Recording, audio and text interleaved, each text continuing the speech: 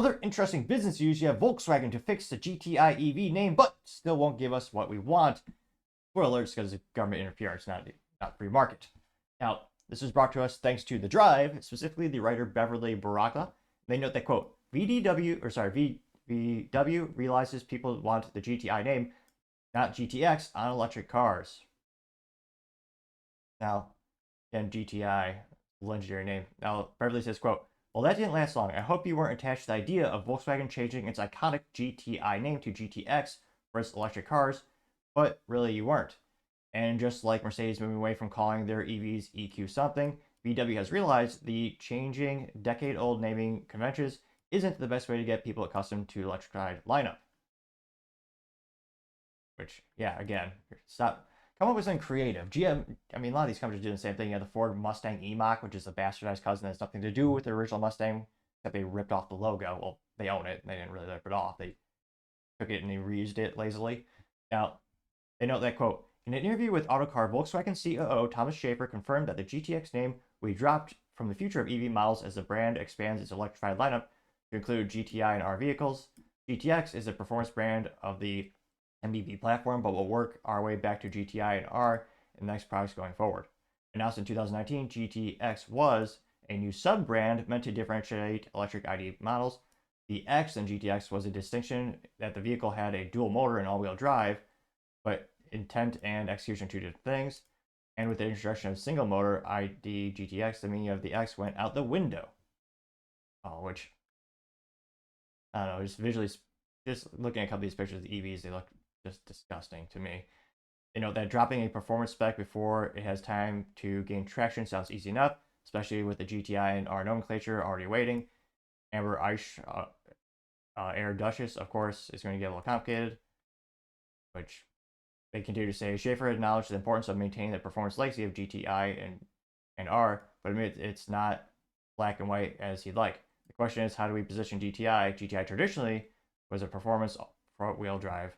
Such cases, the ID GTI concept, but the modular MEP platform currently used for ID series has a rear-wheel bias. GTI or GTIX, perhaps. At least the road for the R brand is more clear-cut. It's been the VW definitive four-wheel drive performance the past 20 years. And although the automaker has yet to reveal electrified R model, concept or otherwise, supposed to be the EV. The High Pro sub-brand will supposedly be EV only by 2030. Oh, oh. I thought I was going to say this wasn't meant to be a joke of a segment of the show, but that is kind of funny because no one wants that crap. There is no timetable for when the GTS will officially disappear, nor will it currently badge models be renamed. So for now, the GTX lives on. In its recent iteration is ID Buzz GTX, unveiled in March. Now that Americans should get attached to the idea of a sports van name there, VW isn't bringing it to the US market. I guess we can't lose what we never had. Again. Here's the best meme so far. Volkswagen over the past 4 years. Let's go ahead and do something we know everyone will hate, regardless of the fact that we know they'll hate it. They took away our buttons, absolutely convinced that no one would have a problem with that. Oh, hey, looks like everyone had a problem with it, so they're putting them back. You got the Michael Scott frustrated face. I can give him 5 thumbs up. Which, yeah. Again, they also just, they killed off the GTI. The good old internal combustion engine and stick shift, the high performance model last year, because of EU regulations, which, again, that was one of the coolest hot hatches for years. And yet they had to throw it out the window because of government intervention and regulations. So it'll be interesting to see if they ever, come up with a naming nomenclature everyone likes. But unfortunately, they're not actually giving us what we really want, is a good old ICE engine and a hot hatch, which they used to. Maybe everyone will vote differently and we'll have a government that, lets businesses listen to the free market. I mean, the odds are not that great with the EU or the world in general, but maybe I'm a hopeless optimist. Maybe someday it will, perhaps.